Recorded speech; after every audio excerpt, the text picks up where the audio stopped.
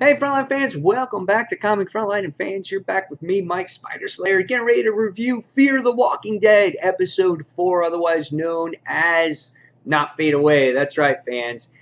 This week's episode was pretty good. We got to see what society is like now that the cavalry has arrived.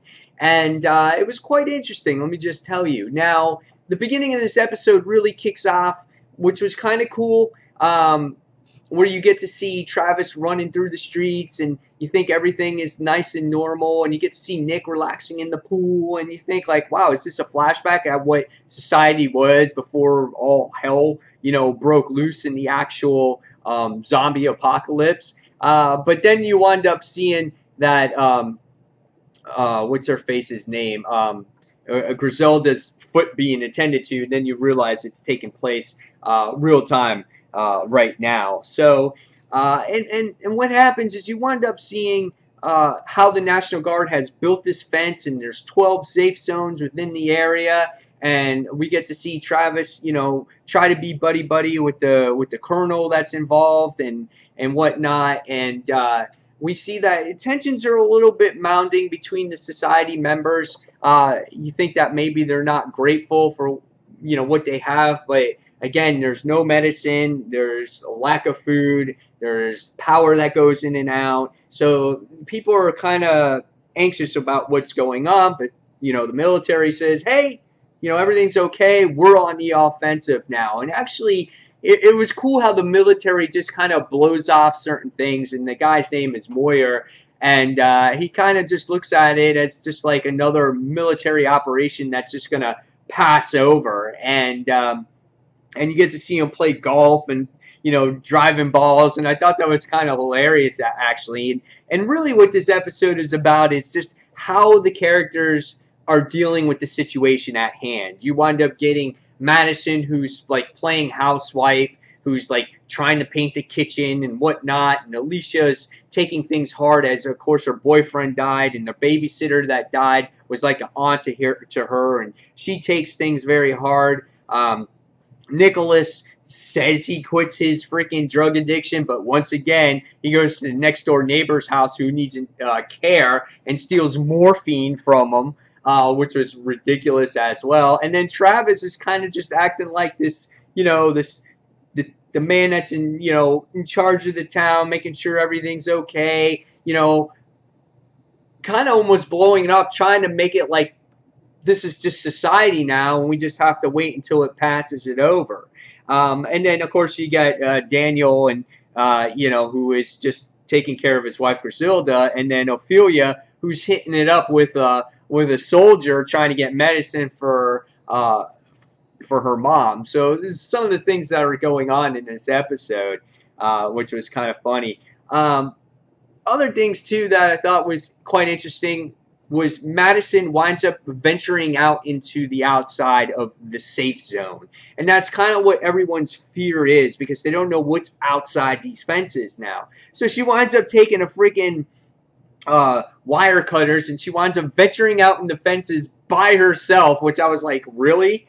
And she winds up seeing that people are dead that may have not have been infected because they killed themselves or the military killed them. You get to see a whole missing wall of all the kids that were people and whatnot were out there. So she got to see what it looked like kind of like on the outside. And then when she came back, the only person she told was Daniel, and really nothing ever became of it. So I didn't feel it was really necessary. Another thing that you get to see in here, Christopher, in the beginning of the episode, was on top of off his rooftop, and he saw someone from the distance doing Morse code, and he tries to tell his dad, and he tells Madison, and Travis makes use of it real quickly, mentions it to the military. Again, military blows it off, and you're kind of just like, okay, and we're gonna see what happens with that. And then the main thing that happens in this episode is we get this nurse that comes by, and they're making house calls and checking to see who is sick or could be a potential threat. And that's how the military is operating now. They're taking no shit from anybody. So if you feel that a threat, you're going to take them away. So what happens is this nurse comes by, she examines Griselda, they're going to take her to this facility. and then Elizabeth as well is looking to work with her. So what happens, instead of Daniel going with Griselda, the nurse winds up putting Nick and Griselda on the list, and a whole battle erupts between the government. You get to see tensions mounting, and they wind up getting taken away, and Elizabeth goes with them at the end, and basically that's what happens in this episode.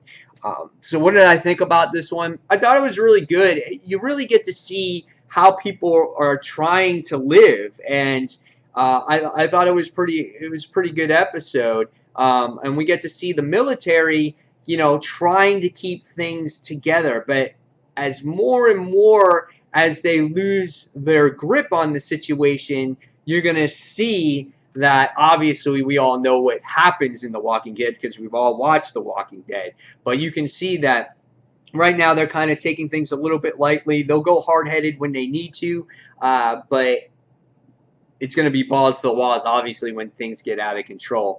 I thought it was a good episode. I guess it really, again, describes what the world is becoming, or what this city is becoming, and how different people are handling the situation.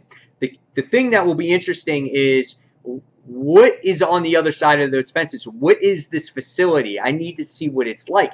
Do they execute the people? Do the people do not come back? Do they get held in these detention centers? Like, what truly happens? And then how is our main characters going to get Nicholas back, or Griselda back, or what is Liz going to do to, you know, to help out the situation? So I thought it was really cool. It was really awesome to see, again, how the military reacts and interacts with the civilians as well. So I don't think this was quite as good as last week's episode, but I thought this was a decent episode. So I'm going to give this one a 4 out of 5 stars. It was a slow-building episode with a great ending. So, yeah, 4 out of 5 stars. Guys, leave me your comments below on what you thought of this week's episode of Fear the Walking Dead. Only 2 episodes left until this season is over, and it'll be interesting to see how they carry this series going forward.